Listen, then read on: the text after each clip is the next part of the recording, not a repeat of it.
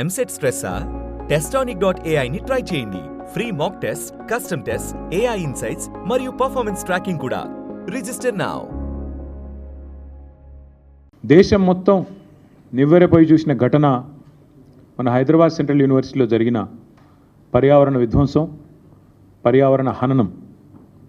కానీ అక్కడ జరిగింది కేవలం పర్యావరణ విధ్వంసం, పర్యావరణ హననం మాత్రమే కాదు, మూగజీవుల ప్రాణాలు తీయడమే కాదు. రేవంత్ రెడ్డి గారి ప్రభుత్వం చాలా సక్సెస్ఫుల్గా ఒక అతిపెద్ద ఫైనాన్షియల్ ఫ్రాడ్ అనే దానికి కూడా మొన్న ఈ సెంట్రల్ యూనివర్సిటీ పక్కన ఉన్న అటవీ భూములు ఏవైతే ఉన్నాయో వాటిల్లో వారు చేయడం జరిగింది. ఇది ఒక నేరపూరిత కుట్ర, క్రిమినల్ కాన్స్పిరసీ, విశ్వాసఘాతకం తెలంగాణ ప్రజల పట్ల. మరి అదేవిధంగా సింపుల్గా చెప్పాలి అంటే ఈ 400 ఎకరాలు ఏదైతే ఆనాడు 2004వ సంవత్సరంలో IMG భారత అనే సంస్థకి అప్పటి ప్రభుత్వం కట్టబెట్టిందో, తర్వాత వచ్చిన కాంగ్రెస్ ప్రభుత్వం ఆనాడు ఒక ఆర్డినెన్స్ ద్వారా రద్దు చేసిందో, తిరిగి దాన్ని సవాల్ చేస్తూ ఆ ప్రైవేటు వ్యక్తి ఈ భూమి విషయంలో నాకు అన్ని హక్కులు ఉన్నాయని కోర్టుకు పోతే సుదీర్ఘకాలం, దాదాపు 19-20 ఏళ్ళు సక్సెసివ్ గవర్నమెంట్స్ ఆఫ్ ఫాట్. ఆనాడు 2014 వరకు ఉన్న ప్రభుత్వం కొట్లాడింది, తర్వాత 2014 నుంచి 2023 డిసెంబర్ దాకా ఉన్న మా ప్రభుత్వం కూడా కొట్లాడి చివరికి మార్చ్ 2024లో తీర్పు వచ్చింది. ఇది ప్రైవేట్ వ్యక్తికి సంబంధం లేదు, ప్రభుత్వానికి మరి ఏదైతే గతంలో ఇచ్చిన ఆర్డినెన్స్ ఇచ్చారో దాన్ని సమర్థిస్తూ తీర్పు వచ్చింది. ఇవాళ వాస్తవం ఏంటి అంటే అక్కడ సహజంగానే ప్రజలు కానీ, సహజంగానే పర్యావరణవేత్తలు కానీ అక్కడ జరుగుతున్న పర్యావరణ హననం పట్ల, పర్యావరణం మీద జరుగుతున్న దాడి పట్ల విస్మయంతో, ఒక బాధతో, ఆవేదనతో అక్కడ చనిపోయిన 3 జింకల గురించి కానీ, అదేవిధంగా అక్కడ చెట్లు కొట్టేయడం గురించి కానీ, దొంగల్లాగొచ్చి అర్ధరాత్రి అపరాత్రి అని కాకుండా 100 ఎకరాల్లో వారు ఏదైతే దాడి చేసినారో ప్రభుత్వమే మరి రక్షించాల్సిన వాళ్ళే భక్షిస్తుంటే సహజంగానే ఆవేదనతో అటు HCU విద్యార్థులు కానీ, దేశవ్యాప్తంగా పర్యావరణవేత్తలు కానీ ఉద్యమం చేసినారు. కానీ దీని వెనకాల అసలు రేవంత్ రెడ్డి గారు ఇంత హడావుడి, ఇంత హంగామా ఎందుకు చేస్తున్నారు అని మేము ఆరాధిస్తే దీని వెనకాల దాదాపు 10,000 కోట్లను దోచే ఒక భారీ స్కామ్కు వారు తెరదీసినట్టుగా మాకు సమాచారం అందింది. జరిగింది ఏమంటే నిన్న హరీష్ రావు గారు మీకు చాలా వివరంగా ప్రెస్ మీట్లో కొన్ని విషయాలు చెప్పారు. ఎట్లా ఈ ప్రభుత్వం సుప్రీంకోర్టు గైడ్లైన్స్ని తుంగలో దొక్కుతోంది, సుప్రీంకోర్టు తీర్పులను బేఖాతరు చేస్తోంది, ఎట్లా వాల్టా చట్టాన్ని ఉల్లంఘించింది, ఎట్లా ఫారెస్ట్ యాక్ట్ని కూడా, ఎట్లా ఫారెస్ట్ కన్జర్వేషన్ యాక్ట్ని కూడా ఎట్లా ఉల్లంఘించింది, ఇవన్నీ విషయాలు కూడా నిన్న వారు చాలా వివరంగా చెప్పారు. నేను వాటి జోలికి పోను. కానీ నేను చెప్పేది ఒక సరికొత్త ఆర్థిక నేరానికి ఏదైతే రేవంత్ రెడ్డి ప్రభుత్వం తెరలేపిందో, ఒక గోల్మాల్ ఏదైతే చేస్తూ ఉందో దాని విషయాల్లో నేను మీకు కొన్ని విషయాలు చెప్పాలనుకుంటా ఉన్నా. ఎక్కడ స్టార్ట్ అయింది అసలు ఈ కుంభకోణం అంతా కూడా? అసలు ఇందాక నేను చెప్పినట్టు ఈ భూమి ఏదైతే ఉన్నదో, ఈ 400 ఎకరాల అడవి భూమి అనే మాట నేను చాలా స్పష్టంగా, అటవీ భూమి అనే మాట పూర్తిగా ఉన్న అవగాహనతో మాట్లాడుతున్నా. అది కూడా చాలా స్పష్టంగా సుప్రీంకోర్టు తీర్పుల ఆధారంగా మాట్లాడుతూ ఉన్నాను. ఎందుకంటే నిన్న హరీష్ రావు గారు మీకు చెప్పారు, మీరు చూశారు. సుప్రీంకోర్టు 1996లోనే, అంటే దాదాపు 30 ఏళ్ల కిందటనే స్పష్టమైన తీర్పు ఇచ్చింది. అడవి అని ప్రత్యేకంగా రిజర్వ్ ఫారెస్ట్ అని డిక్లేర్ చేయకపోయినా అడవులకు ఉండాల్సిన లక్షణాలు ఉంటే, 0.4 క్యానపీ ఉంటే ఖచ్చితంగా అది ప్రైవేట్ ల్యాండ్ అయినా, ఓనర్షిప్ ఎవరిదైనా ఖచ్చితంగా దాన్ని అటవీ భూమిగానే గుర్తించాలి అని సుప్రీంకోర్టు తీర్పు ఇవ్వడమే కాకుండా సుప్రీంకోర్టు రాష్ట్ర ప్రభుత్వాలకు ఆదేశం కూడా ఇచ్చింది. ఏమని? మీ దగ్గర సుప్రీంకోర్టు తీర్పుకు అనుకూలంగా ఓనర్షిప్ ఎవరిదున్నా అట్లాంటి భూములు ఎక్కడెక్కడ ఉన్నాయి లెక్క తీయండి, దాన్ని రిజర్వ్ ఫారెస్ట్గా ఆల్రెడీ డిక్లేర్ చేసి ఉన్నా చేయకపోయినా ఆ లిస్టు మాకు పంపించండి అంటే, ఇక్కడ కూడా మన తెలంగాణ ప్రభుత్వం కూడా, రేవంత్ రెడ్డి ప్రభుత్వం కూడా సుప్రీంకోర్టు ఆదేశాలకు అనుగుణంగా ఒక కమిటీని కూడా ఏర్పాటు చేసింది ఆ స్థలాలను గుర్తించడానికి. అందుకే 0.4 క్యానపీ ఉన్న ఈ భూమి ఖచ్చితంగా అటవీ భూమి. మీరు చూస్తారు సుప్రీంకోర్టు ఆల్రెడీ దాన్ని అటవీ భూమిగానే చెప్పింది. మన జస్టిస్ గవాయ్ గారు కూడా చెప్పారు. ఫారెస్ట్ కన్జర్వేషన్ యాక్ట్ 1980 ప్రకారం రేవంత్ రెడ్డి గారు చేసిన అతిపెద్ద ఫైనాన్షియల్ ఫ్రాడ్ ఏంటి అంటే, ఒక అటవీ భూమిని ఇవాళ తాకట్టు పెట్టడం లేదా అమ్మడం ఆ అధికారం గవర్నమెంట్ కూడా లేదు. మీకు తెలుసు పోడు పట్టాలు మేము ఇచ్చాం గతంలో. పోడు పట్టాలు కూడా మీకు తెలుసు ఆర్ఓఎఫ్ఆర్ కింద పోడు పట్టాలు కూడా they won't give you complete rights on the land. మీరు దాన్ని అక్కడ సాగు చేసుకున్న దానికి అవకాశం ఉంటుంది, పొజిషన్కి అవకాశం ఉంటుంది తప్ప ఓనర్షిప్ ఉండదు, దాన్ని అమ్మేదానికి అవకాశం ఉండదు పోడు పట్టా విషయంలో కూడా. అట్లాగే ఈ అటవీ భూమి ఏదైతే ఉందో, అడవి లక్షణాలు కలిగి ఉన్న భూమి ఏదైతే ఉందో 1980 ఫారెస్ట్ కన్జర్వేషన్ యాక్ట్ ప్రకారం ఇది మొత్తం రేవంత్ రెడ్డి గారికి తెలుసు. ఆయనకు తెలియదని కాదు, ఆయనకు తెలియకుండా జరిగింది అనడానికి కూడా లేదు. ఇక్కడ ఇంపార్టెంట్ ఇష్యూస్ 2-3 నేను మీకు స్పష్టంగా చెప్తాను.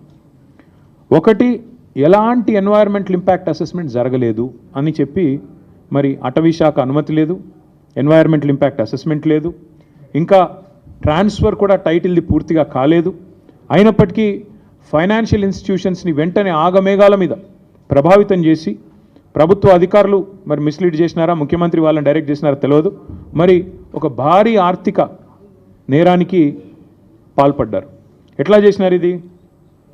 ముఖ్యమంత్రి గారికి ఒక బీజేపీ ఎంపీ పూర్తి స్థాయిలో వెనుక ఉండి సహకరించి ఒక బ్రోకర్ కంపెనీని తీసుకొచ్చారు.